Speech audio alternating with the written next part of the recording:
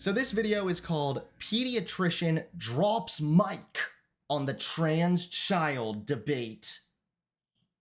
And yes, hosted by Amala Ukpanobi.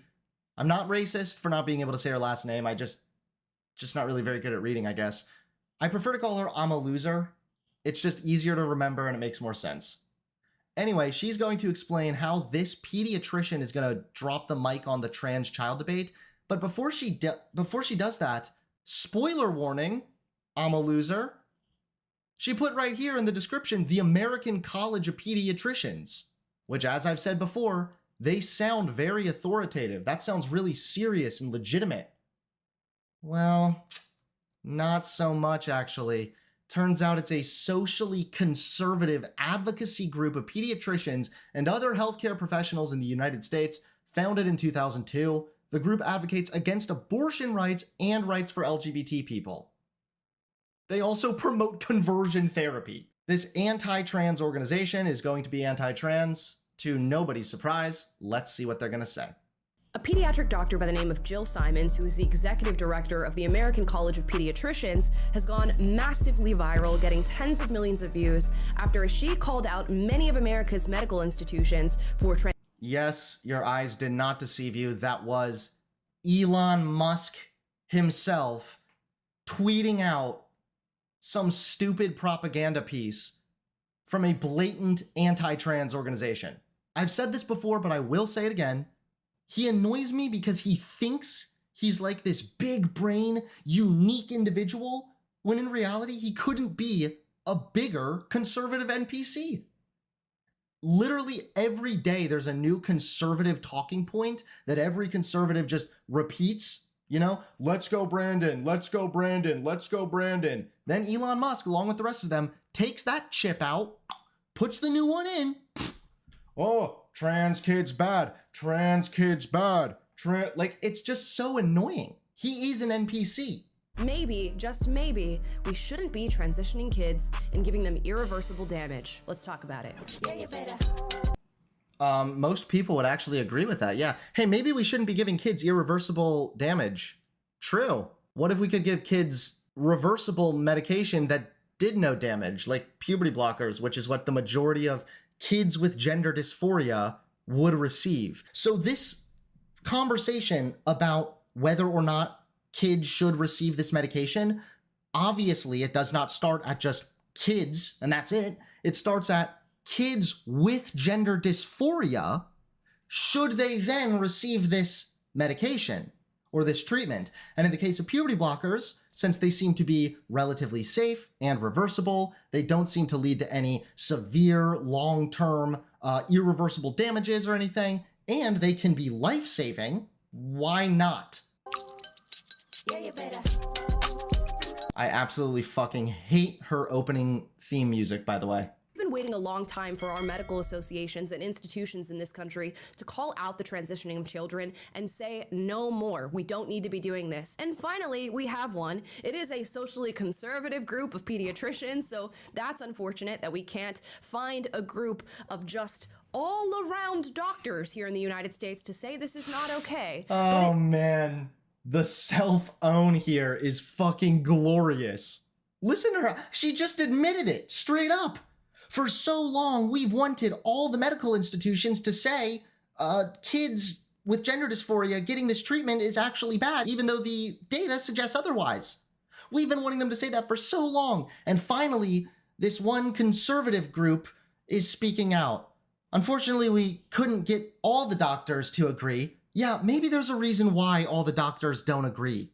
But at least we have Dr. Jill Simons, and this is— But at least we have the one political organization that is purely motivated and driven by ideology.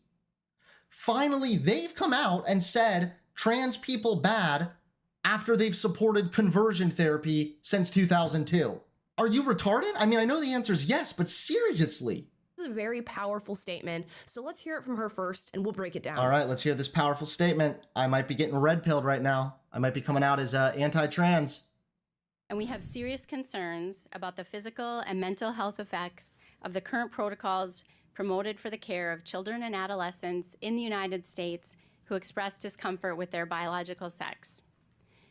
This declaration was authored by the American College of Pediatricians, but really it was developed from the expertise of hundreds of doctors, researchers, and other healthcare workers and leaders who, for years, have been sounding the alarm on the harmful protocols that continue to be promoted by the medical organizations in the United States. Despite recent revelations from the leaked WPATH files and the recent release of the final report from the CAS review, these medical organizations have not changed course. So again, we're having like the exact same problem we consistently have. The WPATH files, based on what I'm just seeing here, looks like something that leaked and suggested that WPATH may have not been upholding their own standards. We keep running into basically the same problem, which is, hey, there's a problem, potentially, with the medical field here. There's a problem with how the medical field is going about handling this one thing. That doesn't mean the thing the medical field is handling is not real or is a delusion or should be mocked or treated with bigotry or exclusion. For example, there are sometimes issues with antidepressants being prescribed too quickly or ADHD medication being prescribed too quickly. That doesn't mean depression and ADHD isn't real or is somehow a delusion. If anything, it could reveal that the way the medical field is handling this thing needs to change, needs to adjust. The report was conservative trash. Okay, let me look up the CAS review again then, hold on. Gender Care Report author attacks misinformation. Dr. Cass was asked about particular claims spread online about her review, one that 98% of the evidence was ignored or dismissed by her, and one that she would only include gold standard double-blind randomized controlled trials in the review. She said the 98% claim was completely incorrect. They highlighted problems with the CAS review that include substandard and inconsistent use of evidence, non-evidenced claims, unethical recommendations, overt prejudice, and the intentional exclusion of service users and trans healthcare experts from the review process. So it seems as though this CAS report that the conservatives are bringing up a lot was intentionally done with bias, and it does sound like they were leaving shit out to intentionally arrive to a biased conclusion. And immediately stop the promotion of social affirmation, puberty blockers, cross-sex hormones, and surgeries for children and adolescents who experience distress over the... Okay, so even if we were going to talk about don't give kids life-changing, irreversible surgeries, okay, then what's wrong with social affirmation? What's wrong with just socially affirming somebody's gender identity? It's so funny how quickly the line gets blurred between irreversible damage to the kids and just flat out bigotry towards anybody suffering from gender dysphoria. And also when she says, we should follow our European colleagues, blah, blah, blah, blah, blah. No, that actually, the European decision was made in part, at least on my understanding, it was based on the flimsy and horribly done study on gender, or what was it? The social contagion of gender dysphoria. The study's so bad that the original publisher literally had to take the article down and issue an apology. That was the study that our European colleagues based their decision to restrict certain aspects of gender-affirming care on. It's pathetic.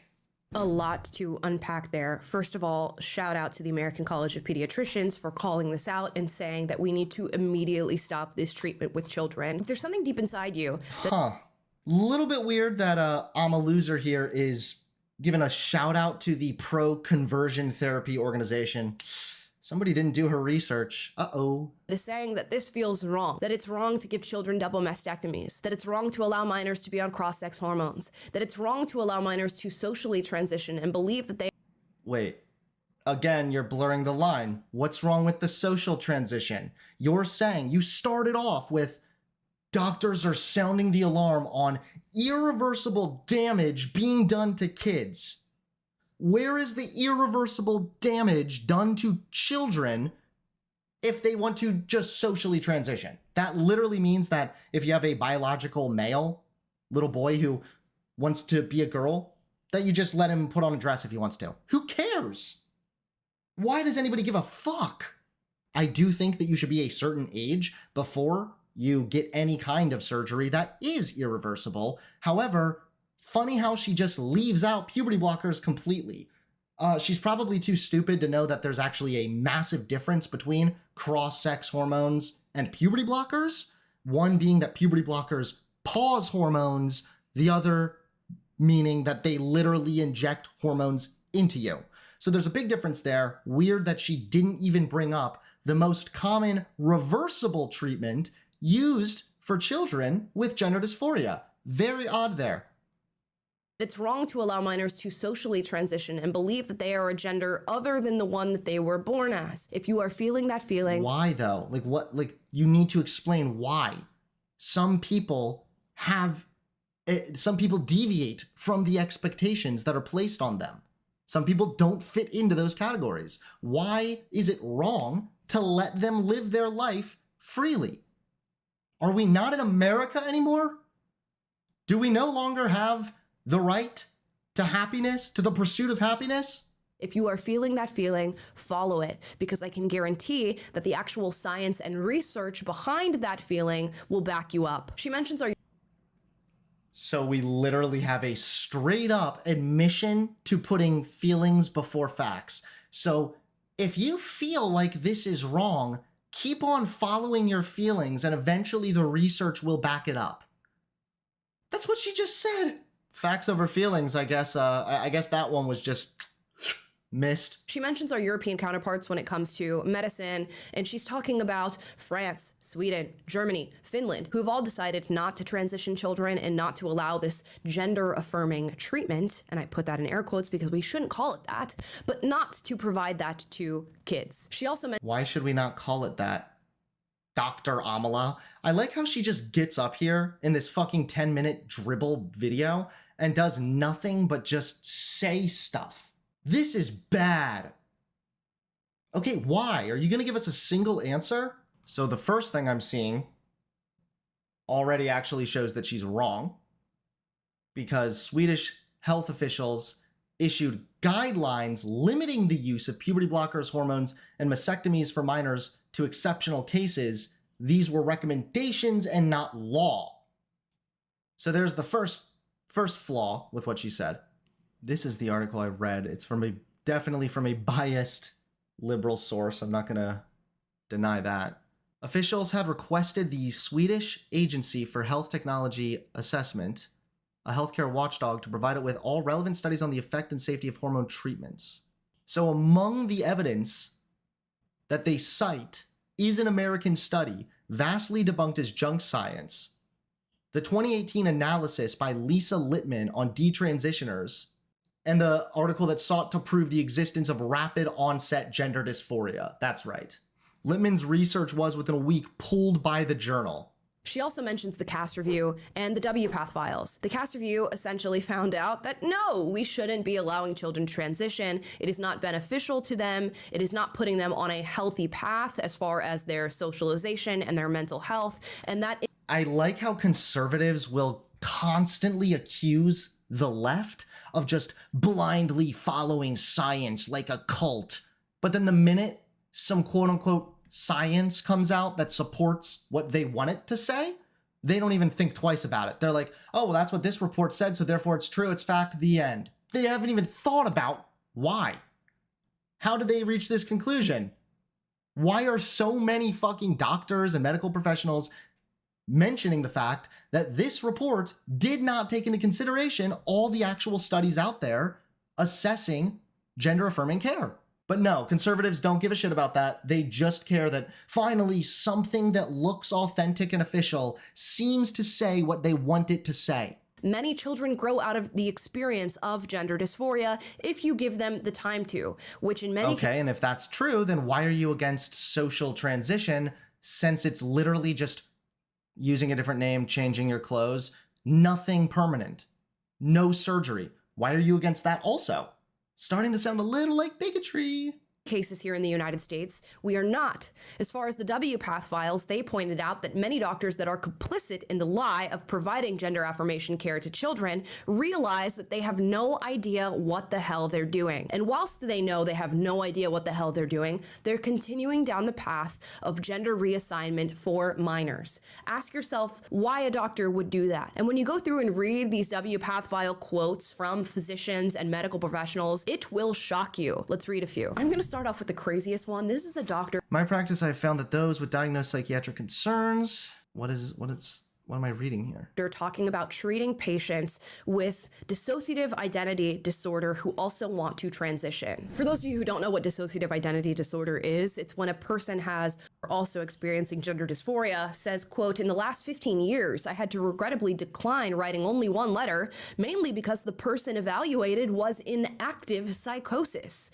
They go on to say they had alters who were both male and female. But the letter also says that it was successful and it put them on the road to emotional recovery. I had to regrettably decline writing only one letter, mainly because the person evaluated was in active psychosis and hallucinated.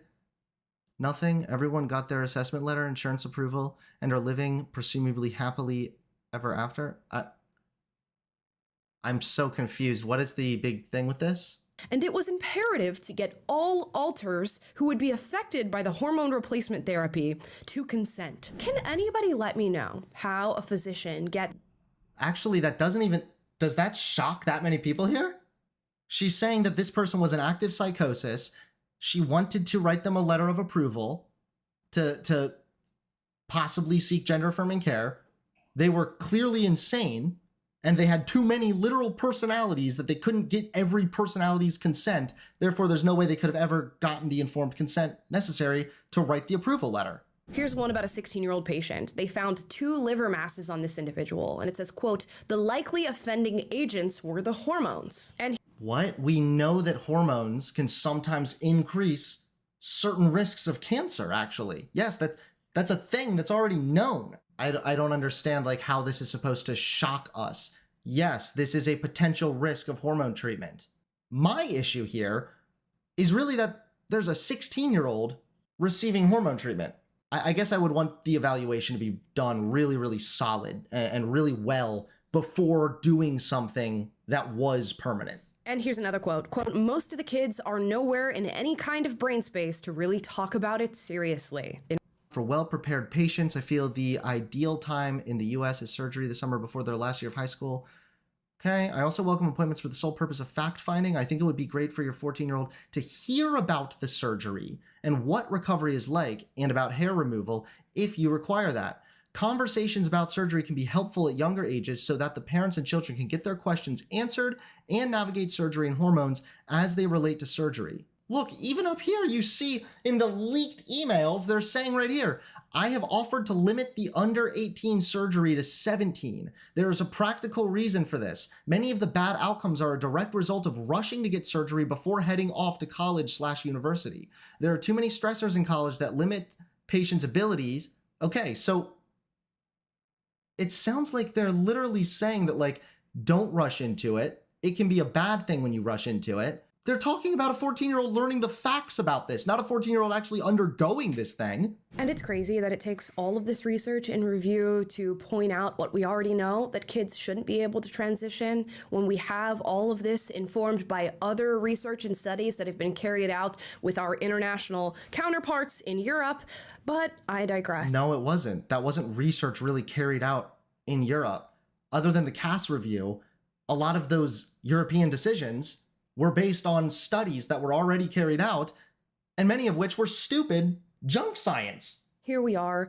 At least somebody at the American College of Pediatricians is capable of calling it out and doing so publicly. Let's return to her statement. In our declaration, we affirm that sex is a dimorphic, innate trait. I'm sorry, but those WPATH leaks, I was expecting something really spicy, and that was just stupid. The one thing sounded like the lady was literally cautioning against rushing into surgery or trying to move things too fast, and was saying that 14-year-olds don't understand it in the context of they don't understand, so that's why they can learn more, not get surgery or something. Sex is a dimorphic, innate trait defined in relation to an organism's biological role in reproduction.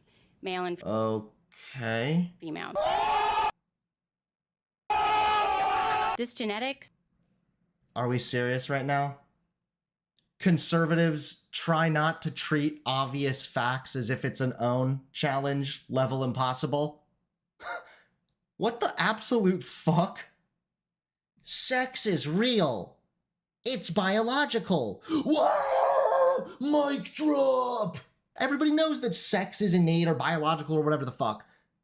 Trans people usually are talking about gender dysphoria in regards to how gender, the social element, plays a role with biological characteristics.